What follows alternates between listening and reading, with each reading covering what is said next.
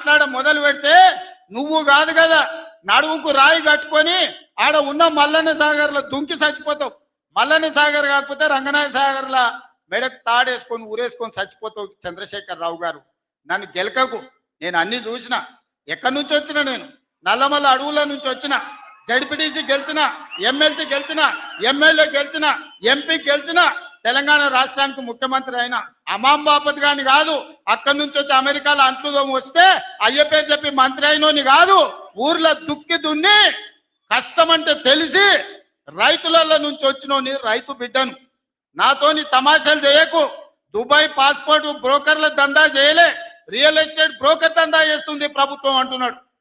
Real estate వ్యాపారం పెంచుతుంది, real estate ఆదాయాన్ని పెంచుతుంది, రియల్ ఎస్టేట్ అభివృద్ధిని తీసుకొస్తుంది.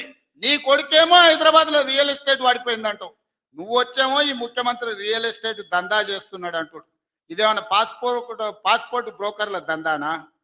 నేను ఎవరినేం దుబాయ్కి పంపుతా అని మోసం చేయలే.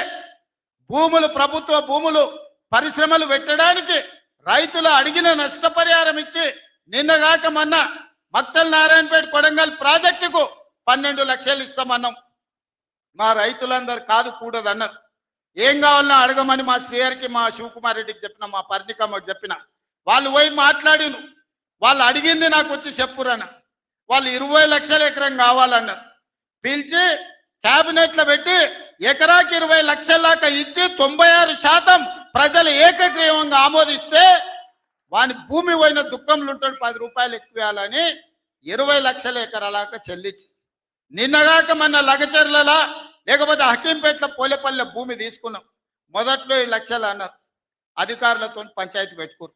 పాపం తెలిసి తెలియక వాళ్ళు చేసిన అబద్ధాలకు ఈరోజు పంచాయతీ పెట్టుకోరు. చివరికి అడిగినాం 20 లక్షలు 22 లక్షలు కావాలని ఇచ్చినాం. ఇందిరమ్మ ఇల్లు కావాలన్నారు, ఇచ్చినాం. అక్కడ అభివృద్ధి ఏం కావాలన్నో చేస్తామని చెప్పినాం. ఆడకు జూనియర్ కాలేజ్ ఇచ్చినాం, మెడికల్ కాలేజ్ ఇచ్చినాం, ఇంజనీరింగ్ కాలేజ్ ఇచ్చినాం, డిగ్రీ కాలేజ్ ఇచ్చినాం, అగ్రికల్చర్ కాలేజ్ ఇచ్చినాం, వెటర్నరీ కాలేజ్ ఇచ్చినాం. ఈ రోజు సైనిక్ స్కూల్ ఈ రాష్ట్రంలోనే లేదు. సైనిక్ స్కూల్ని కూడా ఈరోజు లగచర్ల కాడికి తీసుకొచ్చి పెట్టినాం. ఇవాళ రాష్ట్రంలోనే ఒక ఆదర్శంగా 250 ఎకరాల ఒక ఎడ్యుకేషన్ హబ్ కడుతున్నాం. ఈ రోజు మేం పోయి ఆ ఊరికో ఈ ఊరికో ఆ పట్టణానికి పోయి చదువుకున్నాడు కాదు. తెలంగాణ రాష్ట్రంలో నలుమూలల నుంచి కొడంగల్కి వచ్చి చదువుకునేటట్టు ఒక ఎడ్యుకేషన్ హబ్బే ఈరోజు కొడంగల్ కడుతున్నాం. ఇది మా విధానం. మేము కక్షల రాజకీయం చేయం. ఎవరి మీద కక్ష కట్టం.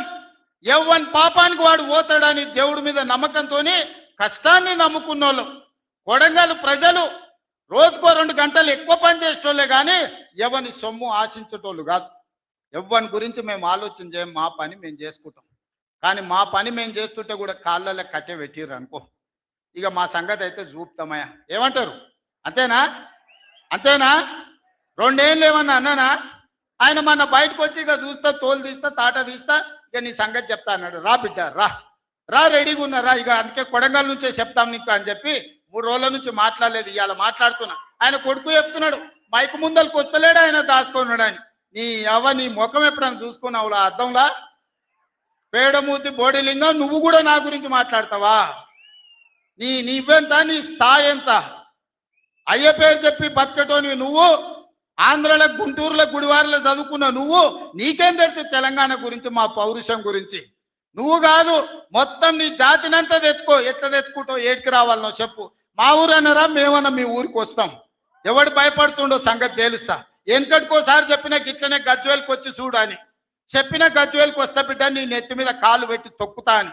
గజ్వేల్కి లక్షలాది మంది కార్యకర్తలతో పోయినాం. కాలు మీద పెట్టి తొక్కితే పాతాళానికి పోయిన మళ్ళీ ఇప్పటి వరకు తేలలేదు. ఇవాళ చెప్తున్న మీడియా మిత్రులారా రాసుకోండి, 2029 ఎన్నికల్లో 2/3 మెజారిటీ మన సీట్లు ఒకవేళ 119 ఉంటే 80కి పైగా సీట్లతోని 2029లో మా ప్రభుత్వం ఏర్పాటైంది.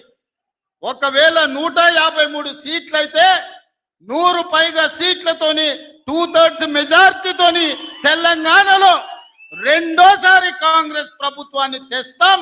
ఇది మా సవాల్.